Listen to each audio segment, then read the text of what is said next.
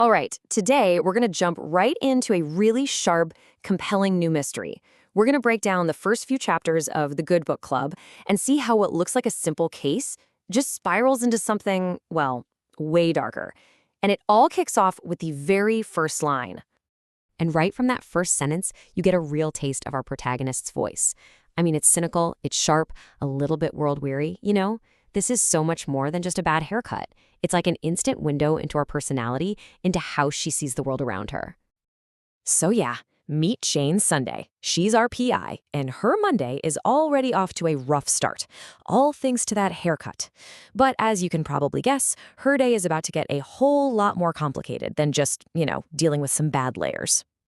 Okay, so Jane gets back to her office, the Sunday Detective Agency, and she's all set to deal with the usual Monday grind, emails, bills, but then the phone rings. And this call, it's a major detour from what she calls her descent down the slow road to depression. The case is officially kicking off. So who's on the line? It's a guy named Norman Parks. He's the associate pastor and, get this, son-in-law to the head of the biggest church in town. Jane's radar goes off immediately. She knows this is not a social call. And right away, her inner monologue starts spinning, building that suspects. You can just hear her thinking, why on earth would a guy like Norm need a private investigator? So, of course, Jane agrees to meet him, which brings us to our next beat in the story, the meeting. This is where the whole, quote, delicate matter gets laid out on the table, right next to the Starbucks coffees. And here he is, our client, Associate Pastor Norman Parks. He's the guy kicking this whole thing off. And let me tell you, the author gives us some very telling first impressions. I mean, the author gives us these just incredible, juicy details. He's a pastor in waiting, a phrase that is just dripping with ambition, right? And then you've got these descriptions, that unfortunate mustache, the way he just elbows his way to the front of the line, the suit jacket that just doesn't work with the jeans. It all paints this perfect picture of a guy who's trying so hard to look like he's in charge and, yeah, not quite pulling it off. So after a bit of awkward small talk, Norm finally gets to it. He wants to hire Jane to investigate his own father-in-law, Senior Pastor Jessup. And the accusation? He thinks the pastor is having an affair with someone in the congregation. Yep, that's the case he's dropping in her lap. And this next part just brilliantly shows the tension between them. Jane, who is always super blunt, just calls it fornicating. But Norm, trying to keep up this, this delicate pastoral vibe, he corrects her. Technically, it would be adultery, since the woman is married. This little back and forth, this little verbal dance, it tells you everything you need to know about their dynamic, and just how sleazy this whole request feels. But right away, Jane is thinking what we're all thinking. What's Norm's real motive here? Is he really just a concerned son-in-law trying to protect the pastor? Or is there something else going on? I mean, why is he so eager to dig up dirt on his own father-in-law? And this is Jane's take on it. Cynical, but probably spot on. She sees right through Norm's whole act about wanting to keep things hush-hush. She's pretty sure this is a classic power play.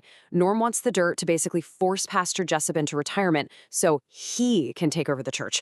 So yeah, this isn't about morality at all. It's pure ambition. So Jane agrees to take the case, but she has one condition. She has to talk to Norm's wife, Sally, who also happens to be the pastor's daughter. And this meeting, well, it throws a whole new family dynamic into the mix and really complicates things. Because now we've got two very, very different sisters. So Jane drives out to Norm and Sally's place, this million-dollar home that she sarcastically calls a contemporary mountain shack. And the description of the house is just perfect. It's all white, tons of natural light. It feels pristine, almost sterile, a total contrast to the messy, dirty secrets they're about to discuss.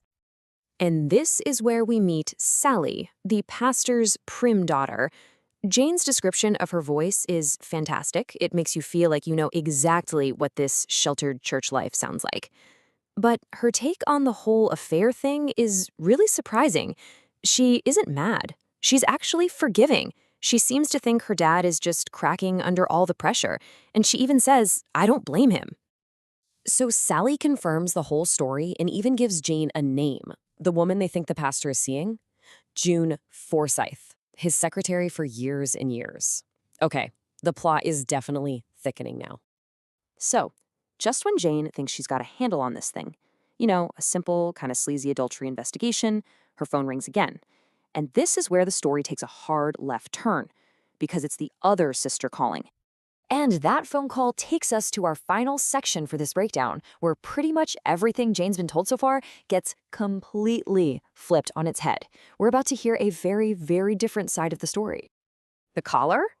It's Amy Jessup, Sally's sister. And just look at the contrast in where they meet. We're not in a pristine white living room anymore. We're at Digby's, a jock and beer sports bar. Right away, that tells you everything. Amy is nothing like her sister. So here's Amy. She's the rebellious one, right? The one who went to college, the loner who sits in the back pew. Jane's description of her as a babe in Christ is just classic. But Amy is sharp, she's direct, and she promises Jane the one thing she hasn't gotten yet, the real, unvarnished truth.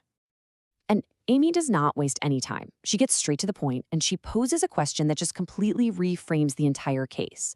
She's basically asking, what if this whole story about an affair isn't the real story? What if it's all just smoke and mirrors to cover up something way worse? And then she drops the bombshell. According to Amy, her brother-in-law Norman and her sister Sally, they aren't just trying to expose an affair. No, they're trying to kill her father. Suddenly, the stakes have jumped from a simple adultery case to attempted murder. Now, she doesn't mean it literally. Amy explains that it's a murder by character assassination. She claims that they are deliberately spreading rumors, all this gossip, to make it look like the pastor is having a complete mental breakdown, to make him seem unstable, to absolutely destroy his reputation and force him out. She says he's literally disintegrating before our eyes. And according to Amy, the motives here are pretty clear. Norman is the villain, pure and simple. He just wants power. But Sally, well, Sally's just a pawn in his game. She's being manipulated. Amy thinks her sister genuinely believes she's helping their dad by forcing him to retire before some big sex scandal breaks. But really, she's just a tool in Norman's whole scheme. So let's just recap.